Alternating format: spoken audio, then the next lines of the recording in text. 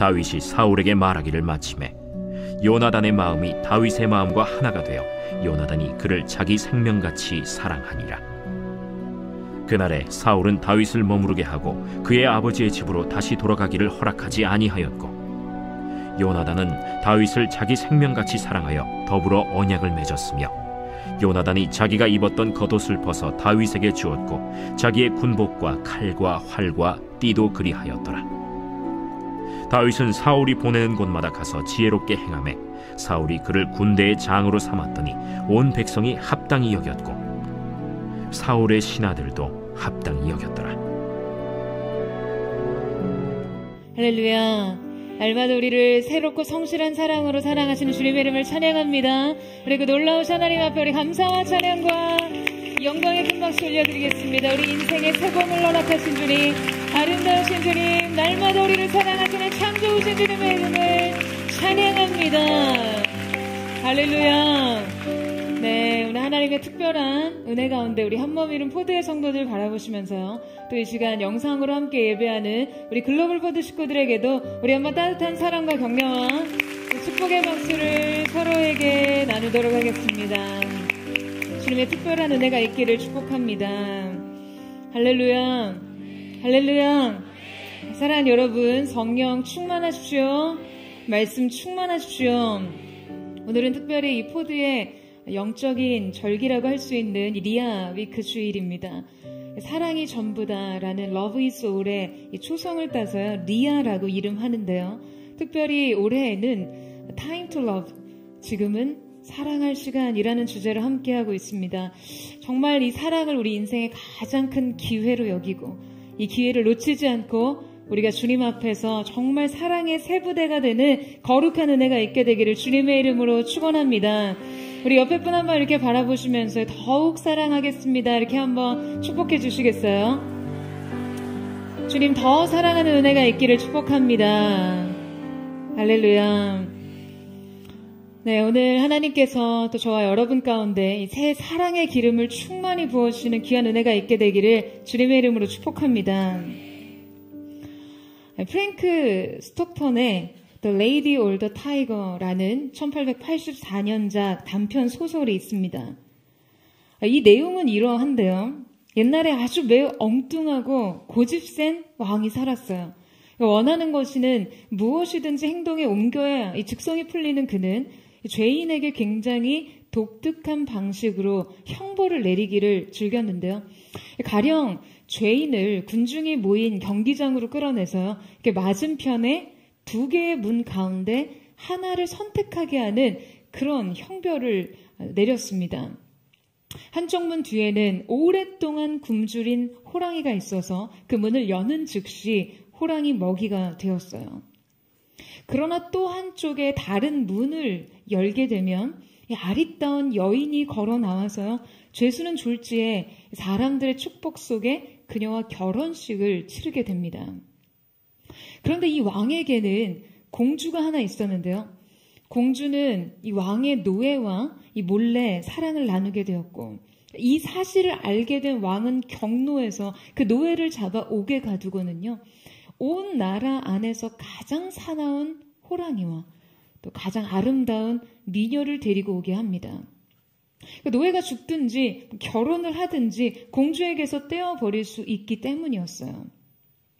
형벌로 준비된 여인은 왕궁에서 소문난 절세 미녀로, 이 공주는 평소에 이 미녀가 노예 청년을 흠모해 왔다는 사실을 직감적으로 느끼고 있었습니다. 그로 인해 공주는요, 이 질투와 시기로 온몸이 떨릴 지경이었어요. 마침내 형을 집행하던 날, 사람들이 구름대처럼 몰려들었고 이윽고 노예가 경기장 안으로 들어섭니다. 그리고 그 왕 곁에 앉아있는 공주와 눈이 마주치는데요. 그는 그 공주의 눈빛에서 그녀가 이미 문 뒤의 비밀을 알고 있다는 것을 눈치챕니다. 노예는 초조한 그 눈빛으로 빠르게 어느 쪽이지? 라고 물었어요. 공주는 창백해진 얼굴로 조심스럽게 손을 들어 오른쪽 문을 가리켰어요.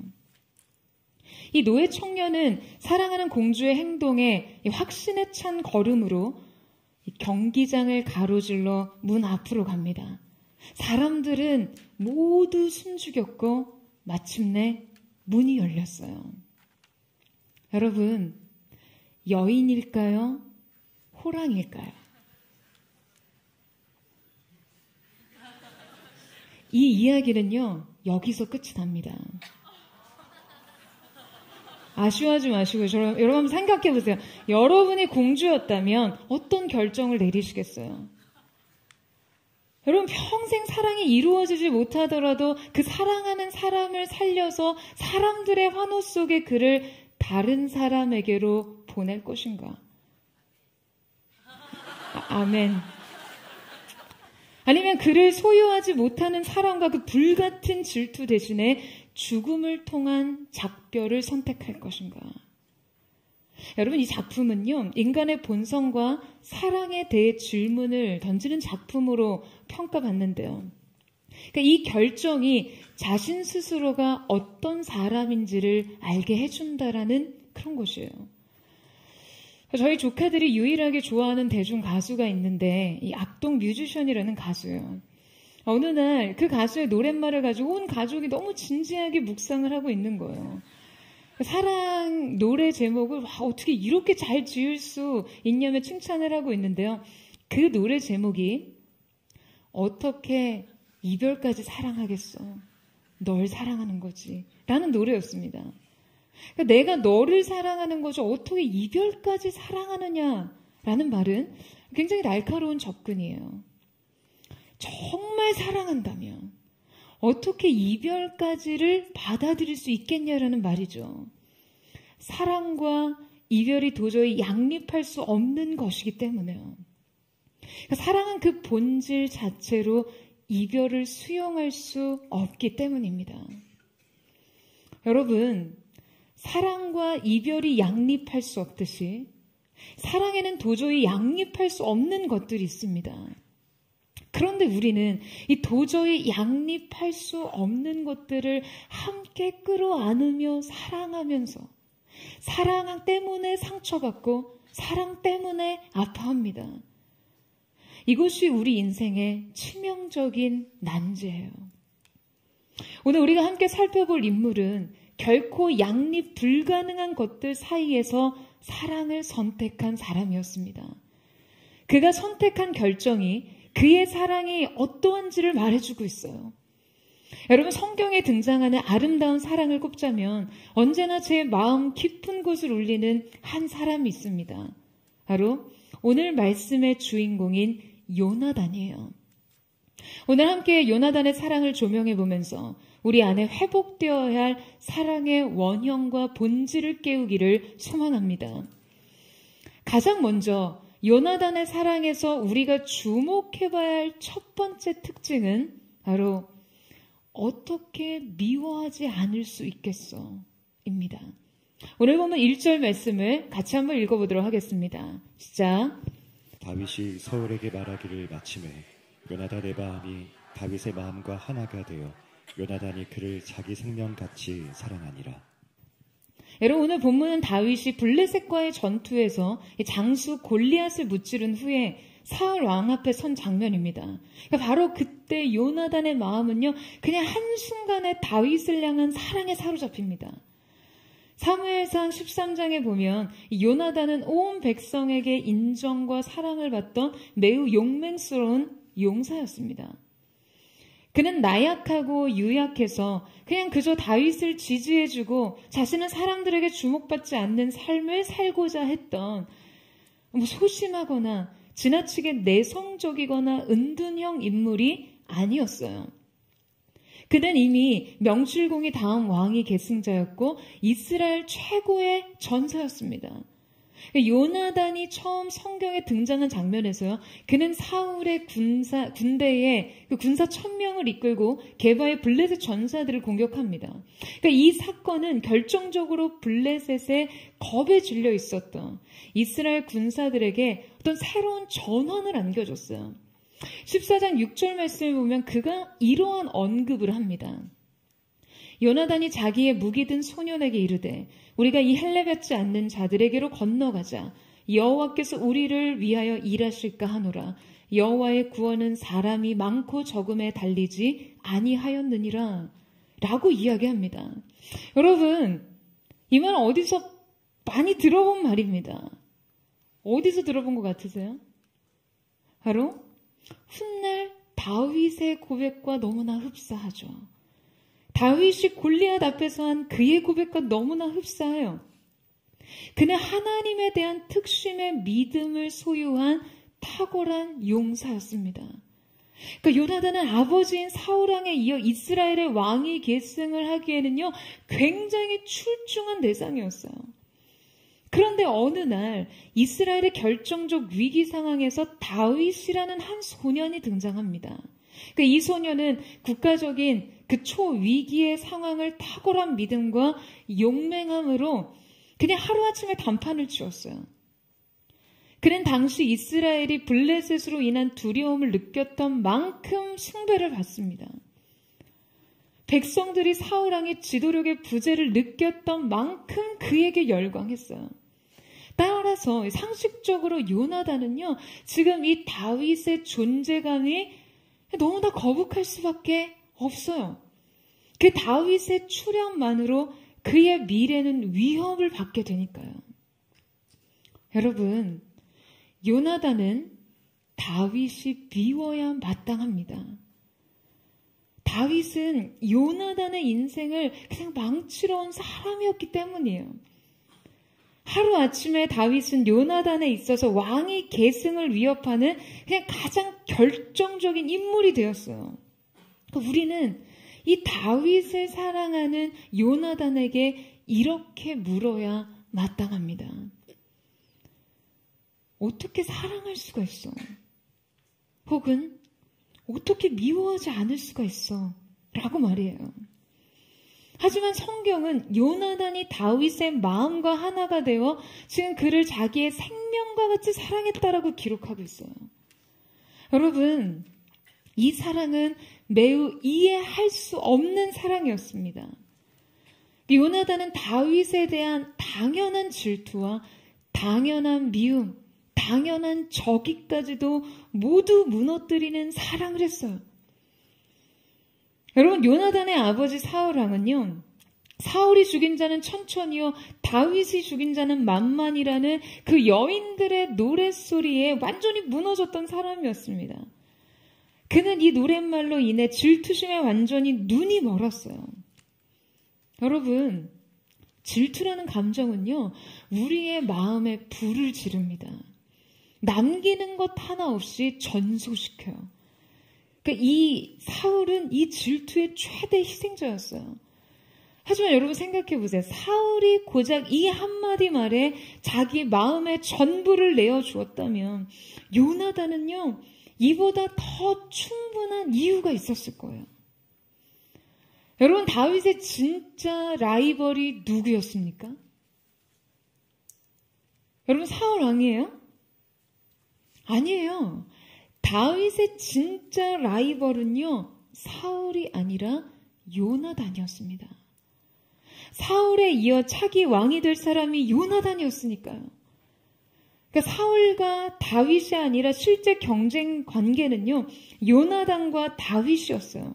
그러니까 다윗이 지금 현재 그 이빨 빠진 호랑이 같은 사울왕을 그냥 당장에 척결하고 새로운 왕국의 수립을 꿈꾸지 않는 이상 자연스럽게 다윗의 정치적인 영향력은 사울왕 다음 세대 왕위로 흘러가기 마련입니다. 그러니 정치적으로 다윗의 적수는 당연히 요나단이었죠. 사울은 이미 몰락하는 왕이었어요. 그러니까 사울의 시대는 이미 저무는 태양같이 이스라엘의 역사에서 기울어져 가고 있었습니다. 당시 요나단은 아버지의 몰락과 그 권력의 흥망성쇠를 가장 가까이에서 지켜보던 인물이었어요. 그는 이미 지도자로서의 지휘력을 상실한 그 사울 왕의 참담한 지지율을 너무나 잘 알고 있었겠죠. 흔들리는 민심에 대한 위기의식과 불안이 여러분 그에게 왜 없었겠습니까? 게다가 그는 하나님께서 그의 아버지를 이미 버리셨다는 것도 분별하고 있었어요. 하나님에 대한 사울의 불순종과 영적 죽음은 여러분 요나단 자신에게는 가장 큰 문제거리였을 거예요. 아마 그는 자신에 대해서 이 모든 것들이 복원되고 회복되어야 한다는 것을 너무나 잘 알고 있었겠죠. 그런데 그는 이 내적 불안과 두려움과 이 엄청난 무게의 책임 의식에도 불구하고 여러분 지금 요나단이 그 다윗에 대해서 어떠한 마음을 가지고 있었다고요? 요나단의 마음이 다윗의 마음과 하나 되어 요나단이 그를 자기의 생명과 같이 사랑하니라. 지금 아버지에 대한 불안, 아버지로 인한 두려움, 아버지로 인한 책임의 무게, 모든 것이 오히려 자기 인생에 엄청난 압력으로 작용해서 이 모든 무게를 실어 미워하기에 충분했던 가문의 원수 다윗을요, 자기 생명과 같이 사랑하다니요. 여러분 이 사랑이 이해가 되십니까? 가장 극렬한 적의와 시기와 질투의 대상이자 그냥 원수가 될 법한 사람을 자기의 생명보다 더욱 사랑하다니요. 여러분 이 사랑의 비밀은 어디에 있을까요? 그가 다윗을 향해 생명 전부를 건 사랑을 할 수 있었던 것은 단지 다윗의 어떠함에 대한 반응이기보다 이것이 하나님 안에서 연락된 마음이었기 때문입니다. 여러분 말씀을 살펴보면요, 이스라엘 가운데 하나님의 영광을 회복하는 일에 지금 요나단의 마음이 온전히 몰입되어 있음을 알 수 있습니다. 그는 지금 그 다윗 안에 있었던 하나님을 향한 특심의 그 마음과 사랑을 알았어요.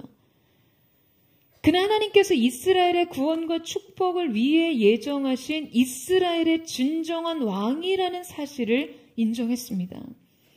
그 다윗이 왕으로 세워져야지만 오랫동안 계속된 이 사울 왕국의 혼란과 영적 침체를 종식시킬 수 있을 것이라고 확신했어요. 그는 다윗을 통해서만 이 나라가 하나님의 왕국이 될 것이라고 믿었습니다. 이것이 하나님의 계획과 뜻에 대한 그의 분명한 분별이었어요. 그리고 그 하나님의 나라를 위한 그의 열심이었어요. 여러분, 그가 만약 하나님의 일을 의식하지 않았다면, 하나님의 영광과 이스라엘의 영적 회복에 그의 전부를 걸지 않았다면, 여러분 그는 결코 다윗을 자기의 생명과 같이 사랑할 수 없었을 거예요. 여러분, 자신 외에 결코 아무것도 사랑할 수 없는 사람들은요, 질투의 노예가 됩니다. 자신의 영광만을 위하는 사람들은 다른 누군가가 자신을 향하는 시선을 강탈하고 관심을 빼앗고 내 영향력을 분산시키면 미움과 시기에 사로잡힐 수밖에 없죠. 하지만 요나단의 자기 영광을 구하지 않는 마음이 바로 이 사랑을 가능하게 했습니다. 근본적으로 요나단 안에 있었던 그 하나님에 대한 열심이 자신의 왕위를 위협하는 다윗에 대한 질투심과 적개심을 이겨내게 할 수 있었던 것이죠. 여러분, 다윗을 생명보다 더 사랑한 이 요나단의 사랑을 한번 묵상해 보세요. 이 사랑 앞에 우리는 숙연해지게 됩니다. 여러분, 우리가 이 사랑을 우리의 삶 속에 적용할 필요가 있어요. 여러분, 아멘이세요? 여러분, 우리의 인생에 미움의 이유가 너무나 충분합니다. 우리의 내면에는요, 시시때때로 사랑보다 미움이, 적개심이, 질투심이, 분노가 사랑을 압도해버립니다. 여러분, 우리의 마음이 왜 그럴까요? 우리는 왜 이렇게 사랑 아닌 것에 무너져 버립니까? 여러분, 우리가 사랑하지 못하는 것은요, 자질의 문제만은 아닙니다. 감정의 문제가 아니에요. 그냥 화만 다스리고 인격만 다듬는다고 돼서 되는 것이 아닙니다. 단지 이해하려고 다가간다고 해결되지 않습니다. 우리가 제대로 사랑하지 못하는 것은 근본적으로 하나님의 일을 보지 못해서예요. 그 일을 보지 않아서예요. 여러분, 요나단이 블레셋 전쟁에서 자기 전부를 걸고 거인 장수에 맞섰던 다윗에게 그냥 한순간 자기의 생명보다 더한 애착을 가질 수 있었던 것은, 여러분, 이것이 근본적으로 하나님의 영광에 대한 두 사람의 극진하고 특별했던 중심의 연합 때문이었습니다. 다윗의 어떠한 성품과 면모에 대한 감정적 끌림과 헌신됨보다도요, 다윗 안에서 자기 안에 불타고 있던 그 하나님에 대한 동일한 중심과 그 열정을 확인했기 때문이었어요. 그가 다윗을 사랑했던 것은 그 앞서 하나님을 사랑했기 때문입니다. 요나단이 다윗에게 전부를 걸 수 있었던 것은 그 앞서 그가 하나님께 전부를 걸었기 때문입니다. 사랑하는 여러분, 이것이 바로 우리의 사랑이 되어야만 합니다. 이것이 우리의 사랑의 전제 조건이 되어야 합니다. 여러분, 우리는 우리의 사랑이 너무나 역부족일 때요, 우리는 상대의 그 자질의 부족을 이유로 달면 안 되는, 나의 환경과 배경과 인생 스토리로도 모든 걸 합리화할 수 없습니다. 여러분, 이때 우리는요, 힘써 하나님을 찾아야 합니다. 그 모든 관계에 개입된 하나님의 선하시고 온전하신 뜻에 연합해야 합니다. 여러분, 아멘이세요? 그 모든 관계에 작용하는 하나님의 훈련과 그 성장의 기회를 잡아야 하는 것이에요. 여러분, 남편이 미울 때 가정의 부르심을 쫓으세요. 왜 아멘을 안 하시죠? 아멘이십니까? 아내를 이해할 수 없을 때 함께 이루어 가야 할 사명을 기억하세요. 부모를 원망하게 될 때 그 부모를 통해 내 삶에 두신 사랑의 책임을 붙잡으세요. 자녀 때문에 화가 날 때 자녀의 삶을 통해 이루실 그 하나님의 크신 계획을 신뢰하는 은혜가 있게 되기를 축복합니다. 여러분, 하나님의 일을 보십시오. 저는 오늘 그 시선으로 오늘 우리의 사랑을 약화시키는 모든 삶의 악조건들을 깨부시는 은혜가 있게 되기를 주님의 이름으로 축원합니다. 주님이 하실 일들을 보므로, 하나님의 일을 보므로 우리의 사랑이 다시금 새로운 사랑의 그릇으로 예비되는 거룩한 은혜가 있게 되기를 주님의 이름으로 축원합니다. 요나단의 사랑에서 주목해봐야 할 두 번째 특징은 보좌를 내어주는 사랑입니다. 우리 4절 말씀을 같이 한번 읽도록 하겠습니다. 시작. 요나단이 자기가 입었던 겉옷을 벗어 다윗에게 주었고 자기의 군복과 칼과 활과 띠도 그리하였더라. 자, 요나단은 왕자로서 자신이 취하고 있던 모든 군복과 이 무기를 다윗에게 넘겨줍니다. 그는 왕자의 권위와 그 위엄과 위풍을 상징하는 무장을 벗어버려요. 그러니까 자신의 지위와 명예 모든 것을 지금 이 사랑 앞에 내려놓는다는 것이겠죠. 요나단은 사울 왕의 이 아들로서 이스라엘의 왕위를 이을 합법적인 권리를 가진 사람이었습니다. 그러니까 요나단은 다윗과 필적할 만큼의 정말 믿음의 용사였고 용기와 지혜와 아름다움을 두루 갖춘 인재였어요. 그는 이스라엘 백성들에게 신망이 두터웠고 백성들은 그를 사랑하고 지지했어요. 그는 본투비 왕이 될 만한 사람이었고 자질과 능력까지도 모든 것을 갖춘 그런 사람이었습니다. 하지만 그는 이 모든 삶의 특권을 이 사랑 앞에 내려놓습니다. 여러분, 요나단은 다윗의 인생에 두신 그 하나님의 뜻을 인정했어요. 이스라엘의 하나님의 영광을 회복하기 위해 그 다윗이 왕위에 오르는 것이 하나님께서 예정하신 뜻이라는 것을 알고 있었습니다. 하지만 여러분, 하나님의 뜻이 무엇인지를 알고 모르는 것이 중요한 게 아니에요. 중요한 것은 그 뜻이 내 자신의 유익과 철저하게 상치되는 일임에도 불구하고 하나님의 뜻을 따라 자기 자신을 내려놓을 수 있는가 하는 것입니다. 그것이 훨씬 더 중요해요. 성경에는 그가 얼마나 철저하게 이 뜻을 위해 자기의 인생을 뒤로 물러서게 했는지를 굉장히 잘 보여주는 장면이 등장합니다. 다윗이 사울의 추격을 받고 피난길에 올라갔을 때의 일이었어요. 다윗은요, 이때 극심한 낭망에 빠져 있었습니다. 이스라엘의 어느 곳에서도 더 이상 그 사울 왕을 피할 곳이 없다라고 생각한 거죠. 그래서 그는 영혼의 지독한 영적 침체에 빠졌고 심지어 그 부르심을 비관하기에 이르렀습니다. 자기의 목숨은 사울의 손에서 끝장날 것이라는 그 처절한 낙심에 빠져 있었어요. 다윗은 이때 모든 것을 포기할지도 모르는 위기에 빠져 있었습니다. 바로 그때 요나단은 목숨을 걸고 다윗을 만나기 위해 광야로 찾아갑니다. 여러분, 이때 요나단이 그 다윗을 향해 뭐라고 말하는지 한번 보시겠어요? 우리 사무엘상 23장 16절에서 17절 말씀을 같이 한번 읽어보도록 하겠습니다. 시작. 사울의 아들 요나단이 일어나 수풀에 들어가서 다윗에게 이르러 그에게 하나님을 힘있게 의지하게 하였는데 곧 요나단이 그에게 이르기를 두려워하지 말라. 내 아버지 사울의 손이 내게 미치지 못할 것이요 너는 이스라엘 왕이 되고 나는 내 다음이 될 것을 내 아버지 사울도 안다 하니라.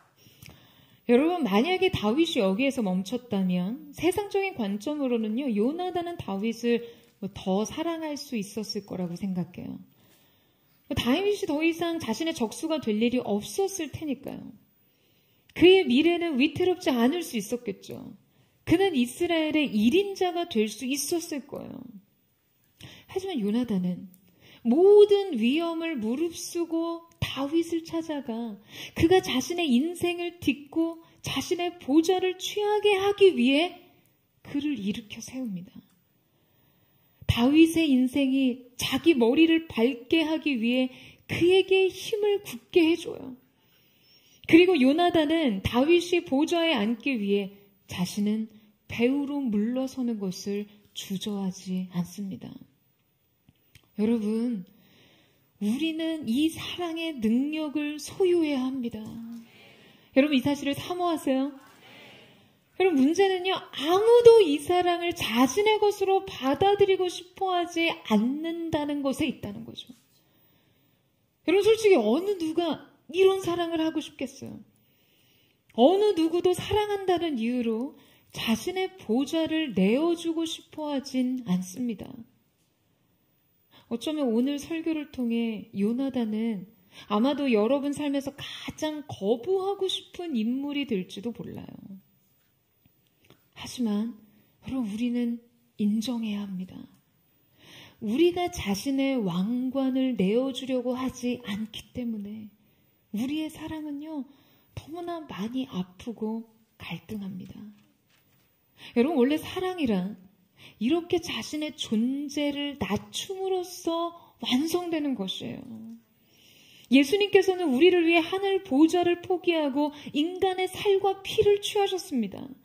자기의 특권과 기득권을 결코 포기하지 않으려는 마음으로는요, 어느 누구도 사랑을 완성할 수 없어요. 아무도 내려놓으려고 하지 않아서 여러분, 매일 그렇게 싸우고 있어요. 얼마 전에 서울대학교 소비트렌드 분석센터에서 내놓았던 2023년 전망에 관한 책을 읽은 적이 있습니다. 이 책에서 사람들이 관계 맺는 방식의 변화에 대해서 기술하고 있는데요. 사람들의 관계 맺는 방식이 지금 너무나 변화되고 바뀌고 있다는 거예요.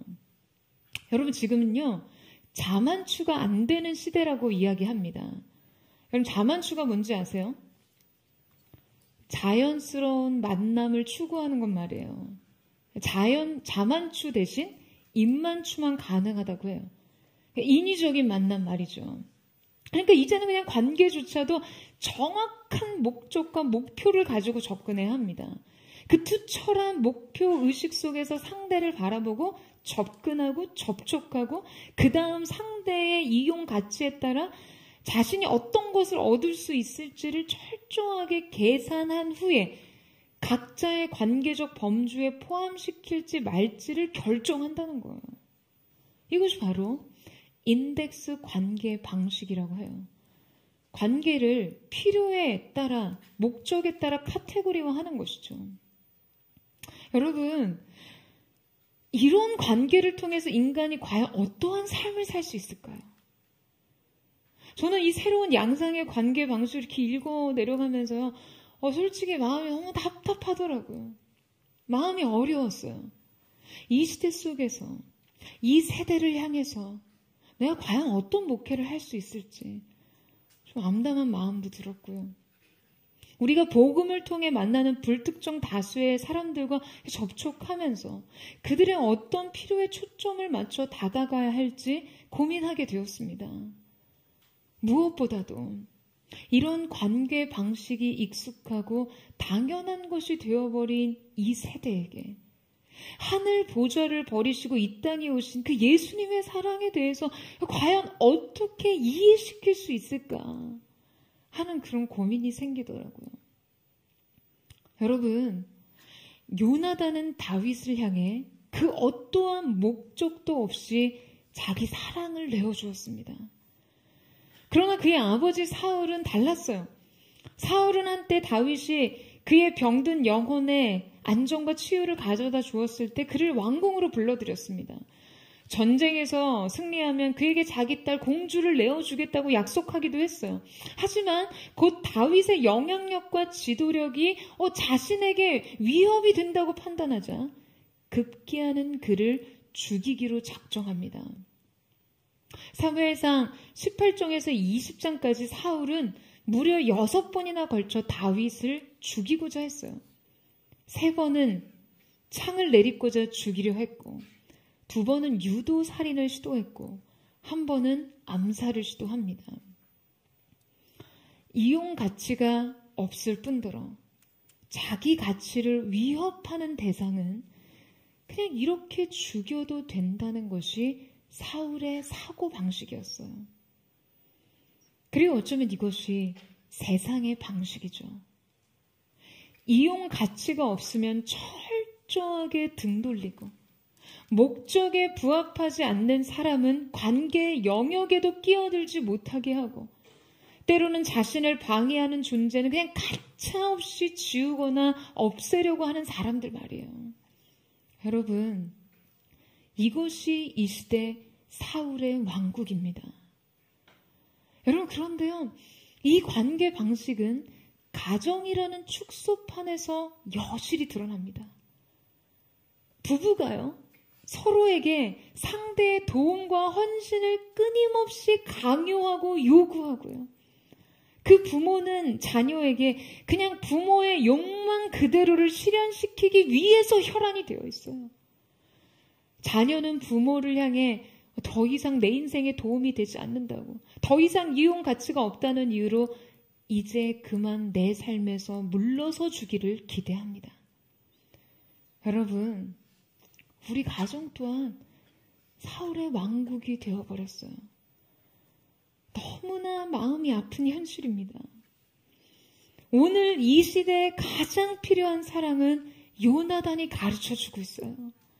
아무런 목적 없이 자신의 보좌를 내어주기까지 사랑을 위해 헌신한 요나단을 통해 이 시대 정말 필요한 것이 무엇인지, 우리의 가정에 정말 회복되어야 하는 것이, 회복되어야 하는 사랑이 무엇인지를 깨닫게 해주는 것이죠.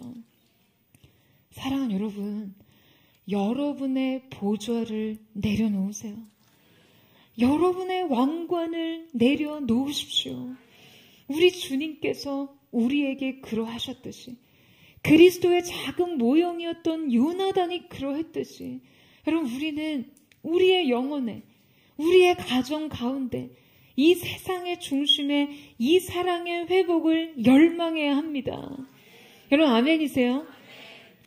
제가 여러분에게 단지 거칠게 적용해서 여러분에게 무슨 상 다 내려놓고 순수한 봉사와 헌신의 삶으로 들어가라는 말이 아니에요.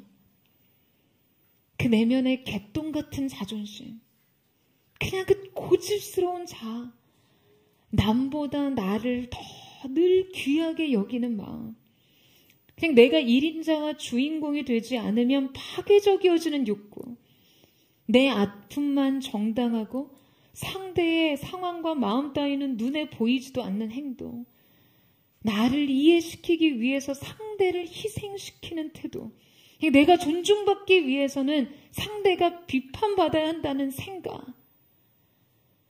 여러분, 이 모든 병든 사랑에 요나단의 사랑이 필요한 것이죠. 저는 오늘 저와 포드의 성도들이 우리 자신을 내려놓고 또한 우리 자신을 내어주는 사랑을 시작할 수 있기를 축복합니다. 여러분, 사울의 왕국이 아닌 주님의 처소로서 우리의 가정과 관계가 새롭게 세워지기를 주님의 이름으로 축원합니다. 여러분, 남편에게, 여러분 아내에게, 자녀에게, 부모에게 여러분 자신을 내어주시는 사랑을 할 수 있는 그 요나단의 사랑이 오늘 여러분의 마음 가운데 물 붓듯이 부어지게 되기를 주님의 이름으로 축원합니다. 요나단의 사랑에서 주목해봐야 할 세 번째 특징은 자신의 침몰을 허용한 사랑이었습니다. 여러분, 우리는 요나단이 왕자로서 또 다음 왕이 계승자로서의 자기의 모든 특권을 내려놓고 다윗을 위해 헌신한 이야기에 대해서 살펴보았습니다. 그런데 그의 사랑의 아주 특별한 또 한 가지 특징은요, 지금 그가 단지 자신의 빛나고 영광스러운 인생의 특권을 포기하는 것만으로 이 사랑을 완성한 것이 아니라는 점이에요. 그는 인생의 보좌에서 내려오기만을 선택했을 뿐만 아니라 침몰하기를 허용합니다. 우리 사무엘상 20장 15절에서 16절 말씀을 같이 한번 읽겠습니다. 시작. 여호와께서 너 다윗의 대적들을 지면에서 다 끊어버리신 때에도 너는 내 인자함을 내 집에서 영원히 끊어버리지 말라 하고, 이에 요나단이 다윗의 집과 언약하기를 여호와께서는 다윗의 대적들을 치실지어다 하니라. 자, 여러분, 지금 이 장면은요, 자신의 아버지 사울 왕이 다윗을 죽이는 살해 음모가 더 구체적으로 지금 실행되자 요나단이 다윗의 피난길을 도우면서 지금 다윗에게 했던 말이었어요. 자, 여러분, 여기에서 지칭하는 다윗의 대적은 누구를 가리키는 말입니까? 그는 다름 아닌 자신의 아버지 사울입니다. 그리고 잠재적으로 이것은 자신을 포함한 말이기도 해요. 여러분, 요나단은 하나님께서 하나님의 영광과 그분의 왕국을 재건하시기 위해 다윗을 왕으로 세우시기를 바랬을 뿐만 아니라 자기의 삶을 이 뜻 가운데 완전히 내던졌습니다. 뿐만 아니라 그 다윗이 이 나라의 왕이 되기 위해서는 그냥 자신의 왕과가 자신의 집안이 망해도 된다는 선택을 하기에 이르렀다는 것이죠. 여러분, 이 사랑은요, 아주 혹독한 자기 부인이었습니다. 사랑을 위해 갑옷을 벗고 칼을 주고 보좌와 왕관까지 포기했을 뿐더러 그는 다윗을 위해 자신의 미래의 영광과 부귀와 존귀까지도 내던져 버립니다. 그 다윗의 통치가 그 땅 가운데 실현되어 그 땅에 하나님의 영광이 회복되기를 열망하면서 자신을 기꺼이 내려놓고 그 사랑 앞에 자기를 부인했던 것이요. 자기의 패함으로 다윗이 승할 수만 있다면, 그래서 이 땅에 다윗 한 사람을 통해 그 하나님의 나라가 회복될 수 있다면 자신의 침몰은 마땅한 가치라고 생각한 것입니다. 여러분, 그의 삶을 조명하면서 제 마음을 굉장히 깊이 울리던 장면이 있었어요. 바로 그 장면은 요나단의 최후가 등장하는 그 요나단의 최후였던 길보아 전투였어요. 우리는 요나단의 최후를 통해 두 가지 통찰을 얻습니다. 여러분, 요나단이 지금 이 생의 마지막 전투에 누구와 함께 있었죠? 누구가 있었습니까? 그곳에서 사울도 함께 전사합니다. 요나단은 다윗에 대한 아버지의 참을 수 없는 시기와 증오심을 너무나 잘 알고 있었어요. 그는 다윗을 지키기 위해, 다윗을 왕위에 세우기 위해 다윗의 대적인 아버지를 하나님께서 몰락하게 하신들 이를 마땅하다고 받아들였고 또 그렇게 기도한 사람이었어요. 하지만 여러분, 우리가 주목해 봐야 할 것은 정작 그는 전장에서 죽던 그날까지 그의 아버지를 떠난 적이 없었다는 점이에요. 이 장면에서 그의 존재를 확인하면서 저는 정말 마음으로 많이 울었습니다. 여러분, 그는 마지막까지 아버지에 대한 사랑과 충성까지도 포기하지 않았어요. 하나님의 뜻을 위해 모든 것을 버렸지만 동시에 아버지에 대한 충성과 연민마저도 충직하게 지켜냈던 것이에요. 그는 그곳에서 죽습니다. 아버지와 함께 죽어요. 아버지의 초라한 말로를 함께 견디며 함께 비참한 최후를 맞이합니다. 요나단은 다윗을 생명처럼 사랑했지만 최후의 전투에서 함께 죽던 그날까지 그는 그의 황폐하고 가련하고 비참한 그의 아버지 곁을 지켰던 것이에요. 여러분, 이것이 요나단의 사랑의 능력이었어요. 여러분, 어떠세요? 마음이 참 숙연해지지 않습니까? 그의 죽음과 함께 우리가 주목해야 할 또 한 가지 점은요, 바로 그 죽음의 장소에서 훗날 다윗의 왕국이 세워졌다는 것이에요. 자기 침몰까지도 허용한 이 위대한 사랑을 통해 그리스도의 계보가 시작됩니다. 여러분, 저는 지금 여러분에게요, 자신의 침몰을 선택하라고 강요하고 있는 것이 아니에요. 이것이 진정 그리스도를 닮은 사랑이라고 말하는 것이죠. 그리고 그렇게 자신이 온전히 부인되고 내려놓아진 곳에서 진짜 필요한 그리스도의 통치가 시작된다는 것입니다. 하지만 여러분, 이 사랑은 한 번도 강요된 것이 아니었어요.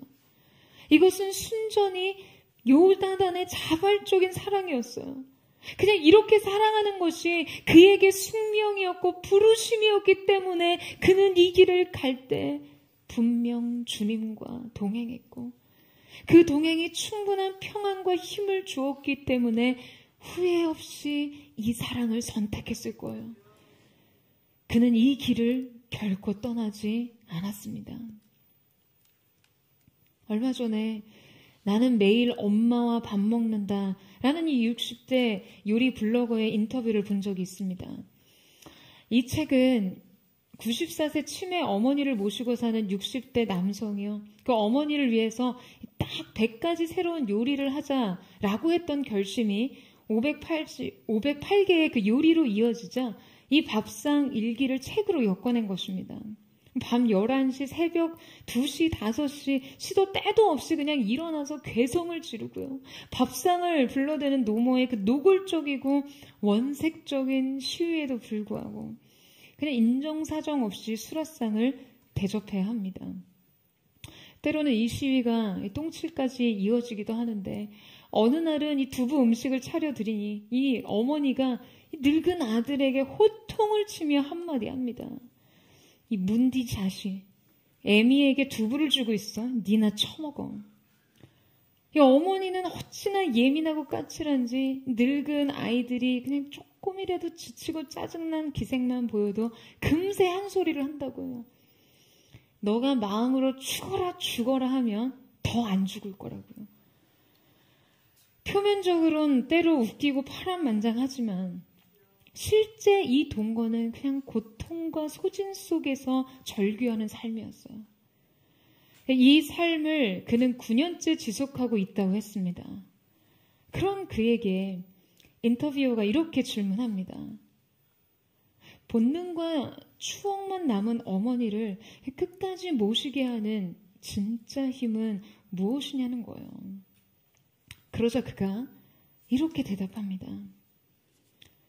나 아니면 누구도 해줄 수 없다는 것을 알기에 그냥 그 모든 것을 나에게 의지하는 한 여인을 떠날 수 없는 마음.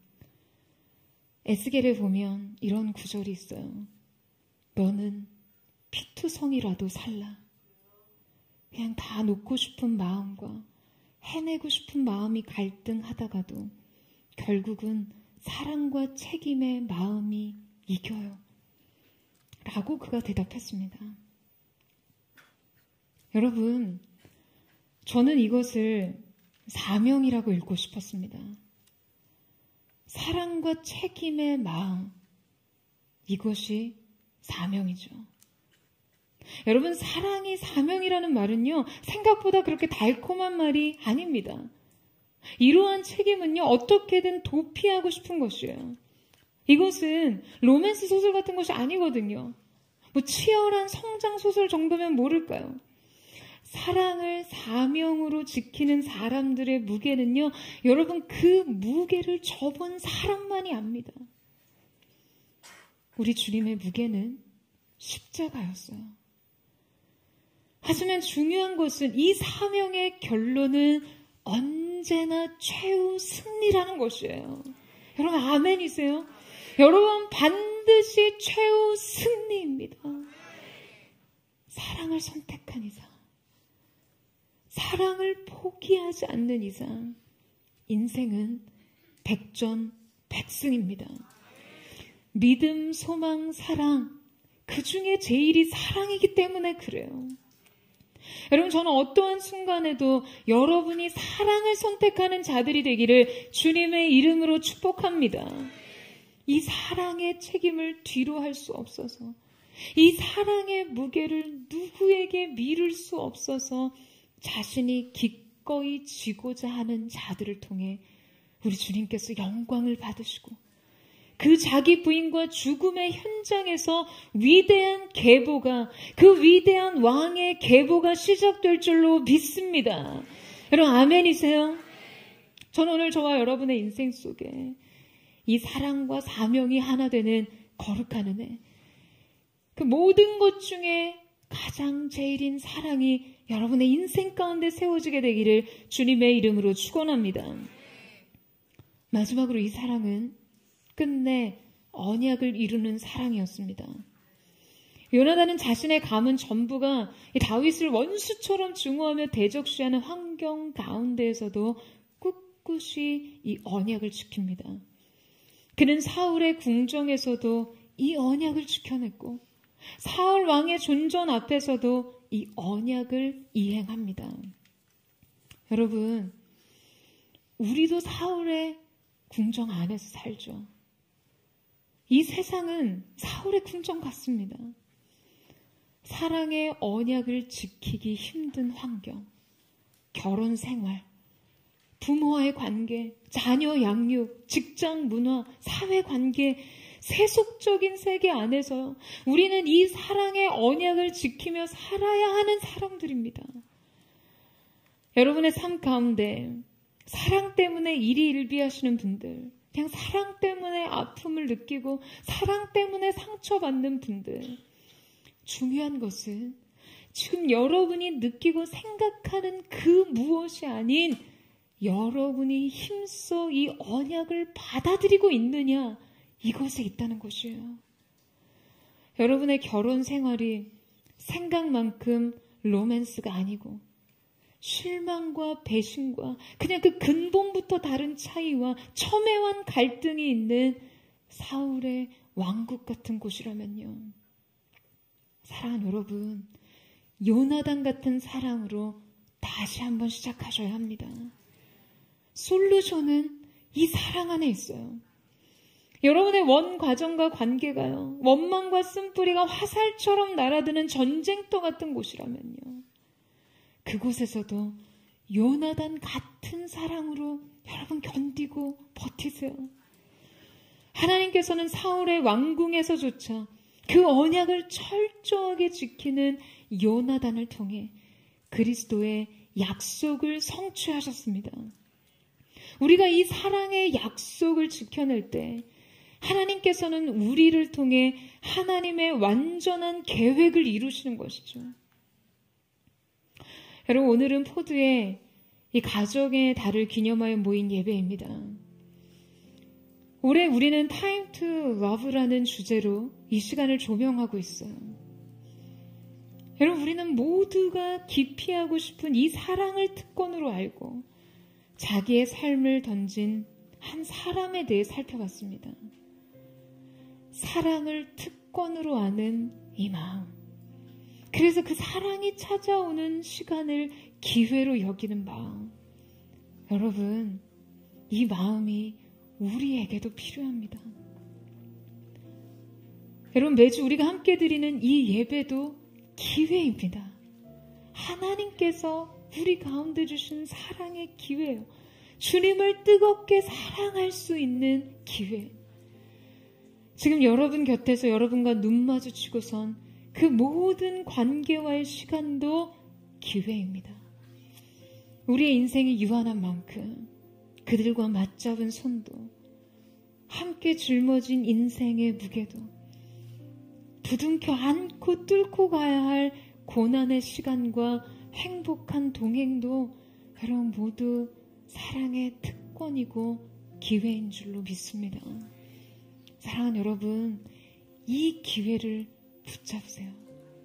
사랑의 기회를 붙잡고 사랑의 특권을 누리십시오.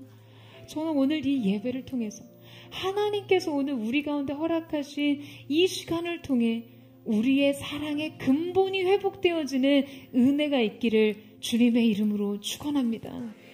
사랑하는 성도들이 사랑을 인생의 사명으로 여기고 언제나 그 사랑을 굳게 지키는 하나님의 사람들 되시기를 주님의 이름으로 축원합니다.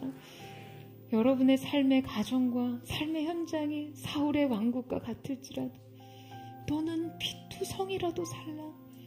다 내려놓고 싶고 다 던져버리고 싶은, 그러면서도 지켜내고 싶은 마음의 갈등 속에서 언제나 이 사랑의 책임을, 이 사랑의 모든 것을 이김을 보여줄 수 있는 하나님의 사랑, 요나단과 같은 사랑의 능력이 오늘 여러분 가운데 있게 되기를 주님의 이름으로 축원합니다. 오늘 함께 우리 찬양하며 기도하며 주님 앞에 나아갔으면 좋겠습니다.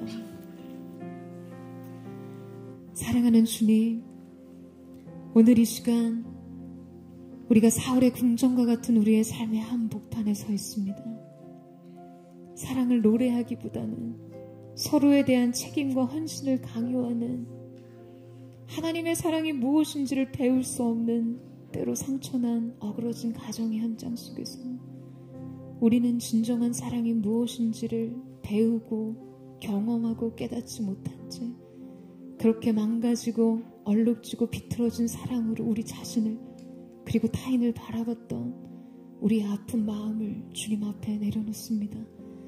오늘 사랑하는 포도의 성도들 가운데 그 사랑의 원형이 회복되는 시간이 되게 하시고 진정한 사랑의 본질이 회복되어지는 시간 될 수 있도록 주님 역사하여 주시옵소서.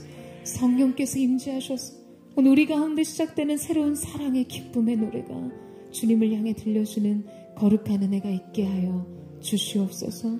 우리 그만 고백하며 우리 함께 주님의 보좌 앞으로 나아가기를 원합니다. 사랑의 노래 드리네,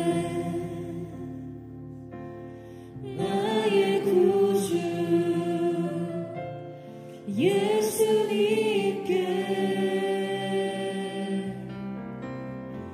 주 행하신 일 감사해.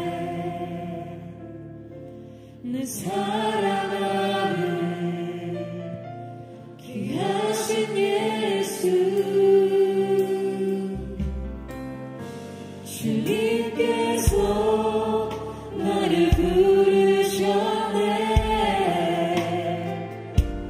주의 소유 삼으셨네 주의 사랑의 구원에 주의 사랑의 구원에 주의 사랑의 구원에 잠잠하게 주님 곁에 날 붙드소서. 오늘 좀 고백하며 나아갑니다. 사랑의 노래 드리는 사랑의 노래 드리네 나의 구주 나의 구주 예수님께 주 행하신 일 감사해 내 사랑하는 귀하신 예수 주님께서 나를 부르셨네 주의 소유 삼으셨네 주의 사랑 주의 사랑의 품에 주의 사랑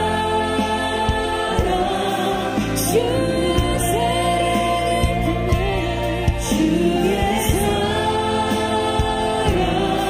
사랑의 품에 주의 사랑의 품에 잠잠하게 주님 곁에 날 붙드소서. 주님의 사랑의 품에 주의 우리가 사랑에 대해서 깨어진 마음으로 오늘 주님 앞에 있습니다. 또한 사랑에 대해서 그 어느 것도 느낄 수 없는 무뎌진 심령으로 이곳에 온 하나님의 사람들이 있습니다. 우리 인생의 최고의 특권, 우리 인생의 다른 어떤 것과도 견줄 수 없는 그 사랑의 축복을 놓친 채 잃어버린 시간들을 보내고 있는 하나님의 사람들이 있다며 주님 오늘 이 시간 이 가운데 찾아오셔서 우리가 먼저 주님의 사랑에 눈뜨게 하여 주시옵소서. 오늘 우리가 그 주님의 사랑을 다시 경험하는 은혜가 있을 수 있도록 역사하여 주시옵소서. 사랑하는 여러분, 오늘 하나님께서는요, 그저 여러분의 인생을 향해 이 사랑의 책임을 다하라고, 이 사랑의 언약을 완수하라고 먼저 요구하시는 분이 아니십니다. 견딜 수 없는 사랑에 대한 부담과 그 책임에 짓눌린 마음 앞에 우리 주님은 말씀하세요. 사랑하는 딸아, 너는 내게와 내 사랑을 배우라. 너를 향해 조건 없이 흘려진 나의 사랑의 보혈을 내 인생의 능력으로 내 마음에 담으라고 말씀하세요. 사랑하는 여러분, 주님의 사랑이든 가정을 향한 사랑이든 그 사랑에 무뎌진 마음으로 이 가운데 있는 분 있으십니까? 오늘 여러분 가운데 우리 주님께서 찾아가셔서 여러분을 향한 주님의 사랑에 눈뜨게 하시기를 주님의 이름으로 축원합니다. 오늘 이 시간 우리가 주님을 바라보며 사랑하는 주님, 거룩하신 성령님, 오늘 이 가운데 문을 여셔서 우리 가운데 임하셔서 우리가 우리를 향한 주님의 그 사랑에 다시 눈뜨는 은혜가 있게 하여 주시옵소서. 오늘 우리가 우리의 삶의 길을 이김으로 갈 수 있는 사랑의 그 원천의 능력을 우리를 향한 주님의 사랑으로부터 얻는 자들 될 수 있도록 오늘 이 가운데 하나님의 사람들을 위로하시고 주님의 사랑으로 보듬어 주시고 이들의 깨어진 사랑의 마음, 이들의 얼룩진 사랑의 상처의 흔적들을 다시금 새롭게 하시는 주님의 은혜의 역사가 나타나게 하여 주시옵소서. 우리 전심으로 주님 바라보며 우리 주의 눈물과 주의 동성으로 기도하겠습니다. 주여,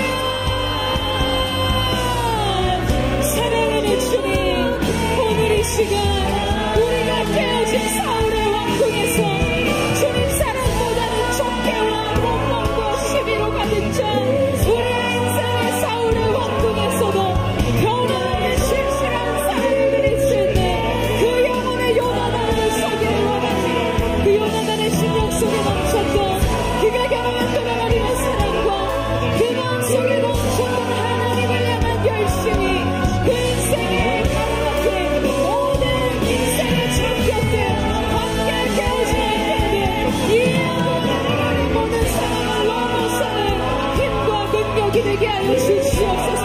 우리의 부모와 내 남편과 내 아내와 내 자녀를 구원할 수 있는 사랑의 꿈이 오늘 우리 가운데 더욱더욱지게 하여 주시고 그리스도 예수의 사랑, 우리를 향한 하나님의 아버지의 사랑 속에서 깨어진 우리의 마음이 다시금 그 사랑으로 정복되어지는 거룩의 역사를 나타나게 하여 주시옵소서.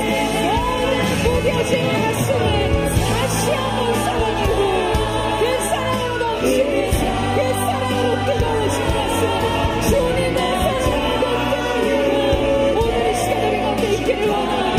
주님 역사하여 주시옵소서. 사랑으로 깨어나는 거룩한 은혜 위로의 성령의 기름부으시니 오늘 내 인생의 가슴을 거듭하시는 놀라운 역사가 있게 하여 주시옵소서. 하나님 사랑 그 사랑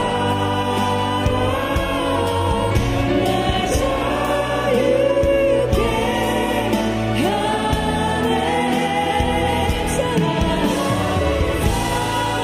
주님, 그 사랑 안에 답이 있습니다. 그 사랑 안에 내 인생 모든 것을 알고 있습니다. 주님 역사하여 주시옵소서. 이렇게 고백하며 나아갑니다. 하나님의 그늘 안에 그늘 안에 내 모든 것 다 내려놓고 나 잠잠히 주를 묵상하는 그 놀라우신 은혜를 주여 끝이 없는 주의 사랑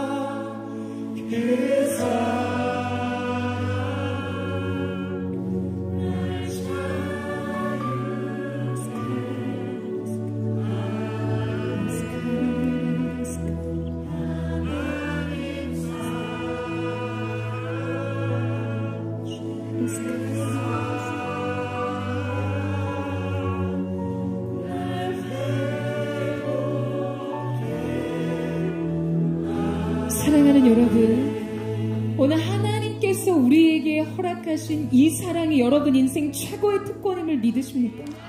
가치임을 믿으세요? 영광임을 믿으십니까? 여러분, 산을 옮길 만한 믿음이 있고요, 내 자신을 불사르듯 내어줄 수 있는 헌신이 있다고 해도 사랑이 없으면 nothing, 아무것도 아니라고 하셨어요. 여러분, 이 말은 무엇을 의미하나? 때로는요, 산을 옮길 만한 믿음도, 나를 불사르듯 내어줄 헌신이 사랑 없이도 가능한 것임을 말씀하시는 것입니다. 우리 인생에 사랑의 진정 특권이라면요, 진정 이것에 있음으로 내 인생이 완전해지고, 이 사랑의 부재 때문에 인생이 의미 없는 것으로 전락한다면, 오늘 하나님께서 허락하신 이 사랑의 기회에 여러분은 어떻게 반응하기를 원하세요? 여러분, 주님께서 오늘 여러분의 인생의 사랑을 결단하라고 말씀하지 않으십니다. 그 사랑에 여러분을 의탁하라고 말씀하시죠. 여러분 자신을 그 사랑에 맡겨드리라고요. 그리고 하나님으로부터 그 사랑을 구하라고요. 여러분, 우리의 힘으로는 사랑할 수 없습니다. 우리의 사람으로부터, 우리의 삶으로부터 시작될 수 있는 것은 어떤 것도 없어요. 우리는 그저 접붙임된 인생으로, 주님이 내게 허락하신 사랑을 흘려보낸 그 사랑으로, 그 사랑이 내 인생 최고의 특권임을 고백하며 그렇게 가는 것이에요. 사랑하는 여러분, 저는 오늘 저와 여러분이 주님을 향해 우리의 마음을 활짝 열기를 원합니다. 주님을 더욱 사랑하기를 원합니다. 오늘 이 시간 그 사랑의 기회를 내가 붙잡기를 원합니다. 유한한 우리의 인생, 그림자와 같이 지나가는, 우리의 화살과 같은 속도로 지나가는 우리의 인생, 사랑의 기회를 놓치지 않게 하여 주십시오. 주님, 내게 기름 부어주십시오. 여러분, 이 사모함이 여러분에게 있으세요? 이 갈망이 여러분에게 있으십니까? 사랑으로 모든 것을 이기기를 원합니다. 주님, 오늘 이거 우리 문을 여셔서 주님, 우리를 향한 사랑을 다시 부어주시고, 주님을 향한 사랑의 고백이 다시 그려지게 하여 주시옵소서. 그리고 그 사랑의 능력으로 모든 것을 이기게 하여 주시옵소서. 우리 전심으로 주여 세번 부르짖고 우리 예수의 동성으로 기도하겠습니다. 주여, 주여, 주여. 사랑하는 주님, 사랑이 없는 믿음이 가능합니다. 사랑이 없는 헌신도 가능합니다.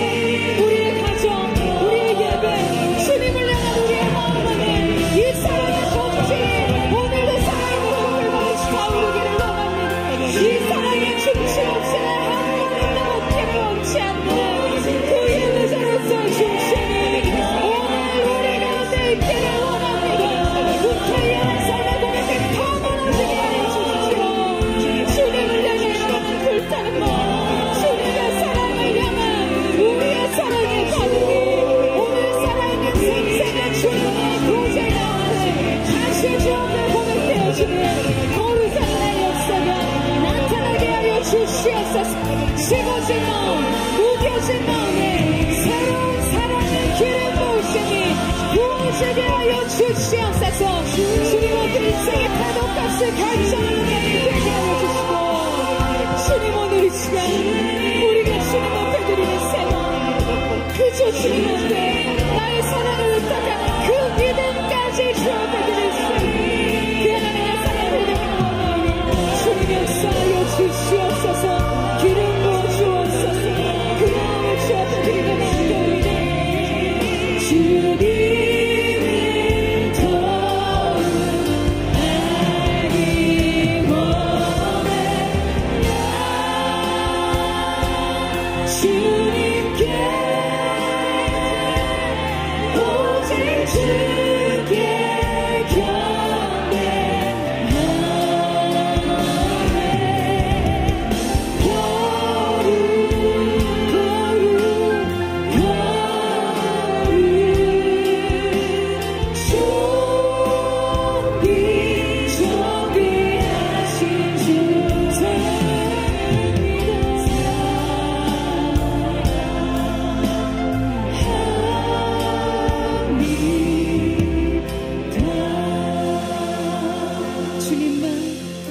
주님만을 사랑하리라.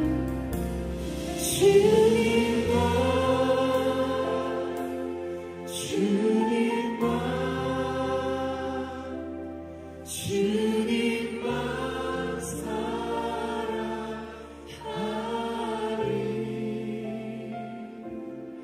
나의 왕 나의 주님을 더욱 알기 원해. 주님께 오직 주께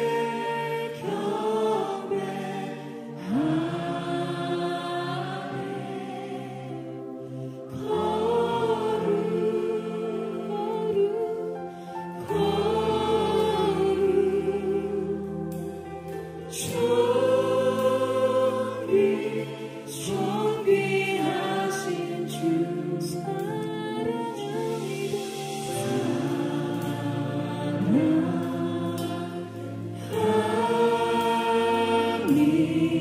다시 한번 주님 바라보며 주님만을 영원히 사랑하리라. 주님만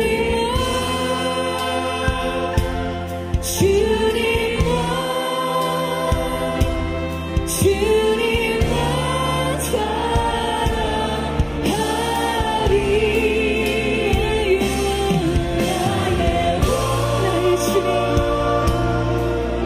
나의 주님 나의 주님을 더욱 알기 원해.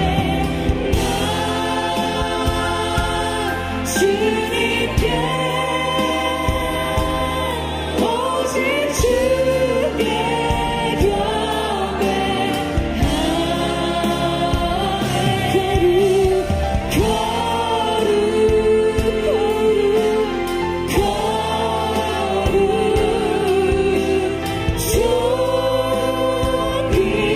존귀하신 주 사랑합니다. 우리 아름다우신 주님, 우리를 사랑하신 주님 바라보며 나 주님께 오직 주께 경배하리라.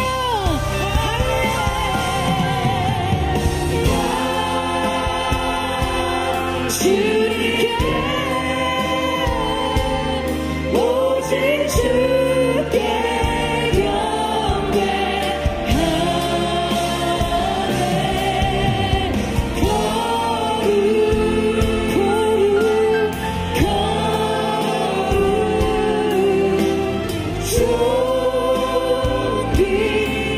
존귀하신 주 사랑합니다. 여러분 이제 다시 한번 전체로 나 주님께 오직 주께 경배하리라.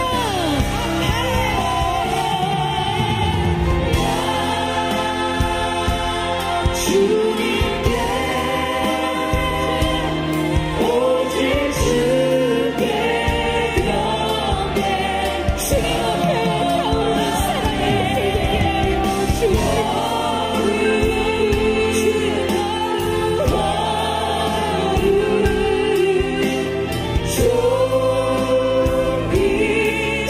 존귀하신 주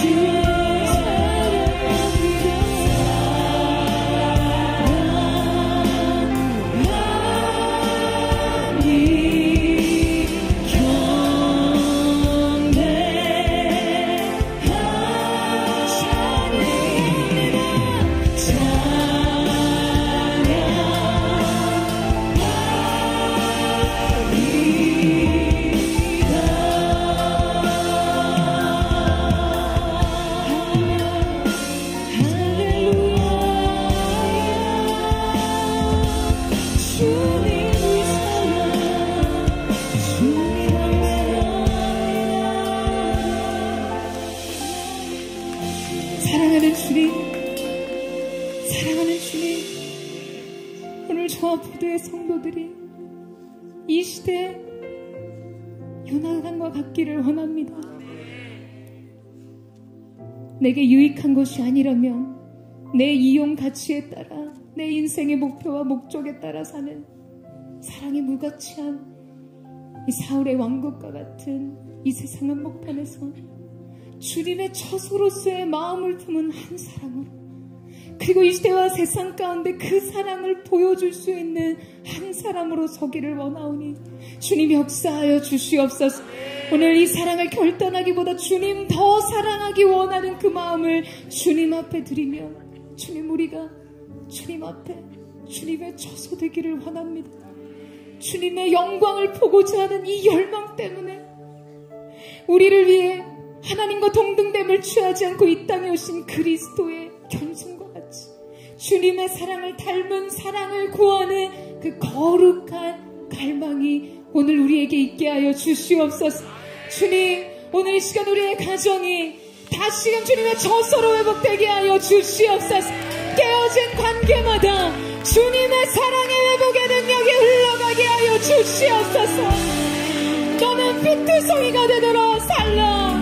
내가 포기하지 않은 사랑의 책임으로 그곳에 서 있는 요나단의 심령의 한 사람으로 인해 주님 회복케 하시는 그 사랑을 나타낼 수 있는 거룩한 하나님의 사람이 되게 하여 주시옵소서. 우리의 가정의 새로운 사랑의 회복이, 관계의 사랑의 회복이 일어나게 하여 주시옵소서. 우리 주님 앞에 부탁하며 우리 다시 한번 주의 한번 부르짖고 우리 가정으로 한번 합시다. 동성으로 기도하겠습니다.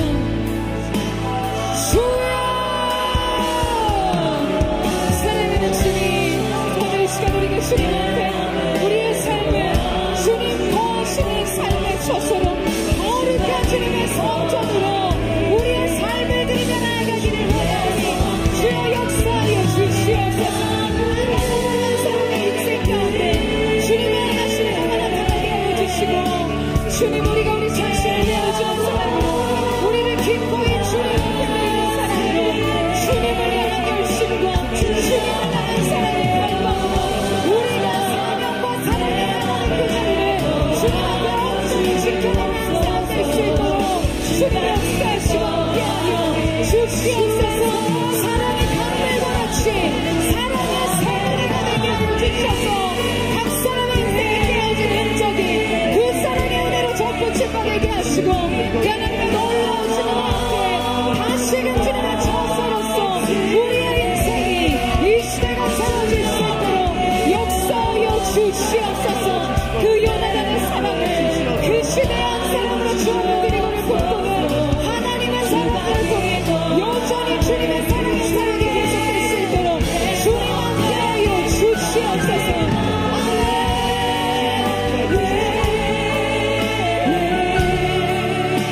주님께 열었으니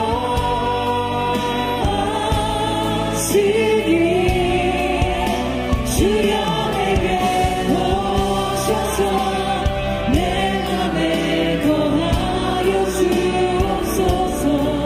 주가 기뻐하네. 주의 성전 내게 하소서. 나의 맘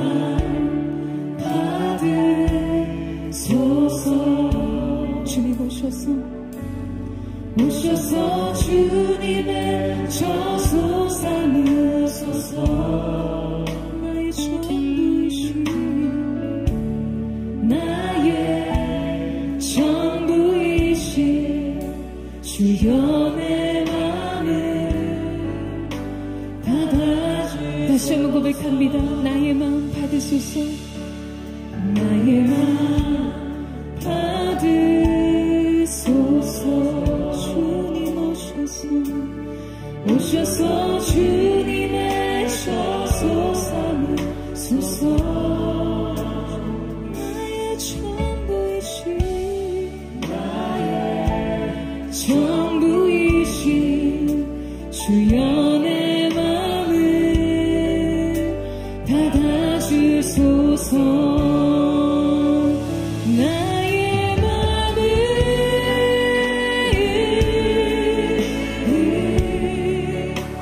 주님께 열어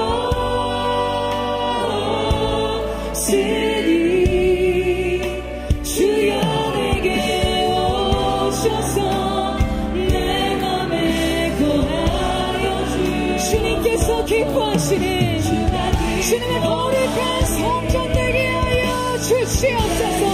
다시 한번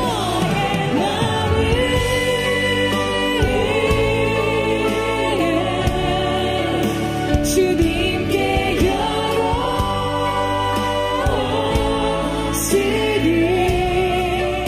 주여 내게 오셔서 내 맘에 거하여 주옵소서. 주가 기뻐하는 주의 성전 되게 하소서. 나의 맘 받으소서. 주님 오셔서 주님의 조소 삼으소서. 우리의 전부 되신 주님, 나의 전부이신 주여 내 마음을 받아주소서. 사랑하는 주님, 이 시간 우리의 마음을 주께 드립니다. 우리의 깨어진 사랑도 주께 드립니다. 주님의 사랑 안에서 이 모든 것이 온전히 회복되게 하여 주시고, 사랑이 없으면 아무것도 아니라고 말씀하신 주님의 말씀, 그 진리와 함께 기뻐함으로 오늘 우리의 인생에 깨어진 사랑이 회복되는 거룩한 은혜의 역사가 있게 하여 주시옵소서. 사랑에 무너지고 사랑에 상처받고 사랑에 절망하고 좌절했던 인생 속에 무조건적인 사랑으로 함께하신 주님의 사랑에 일으켜주심으로 말미암아 라브에서 사랑이 모든 것이 되고 그 사랑으로 모든 것을 이기는 거룩한 하나님의 사람들 되게 하여 주시옵소서. 사랑을 특권으로 하는 거룩한 하나님의 사람들 되게 하여 주시옵소서. 사울의 왕궁에서 주님의 저사로 변화되는 거룩한 은혜의 회복이 있게 하여 주시옵소서. 특별히 우리와 함께 하신 주님을 높여 찬양하며 감사드리며 살아계신 예수님의 이름으로 기도드립니다.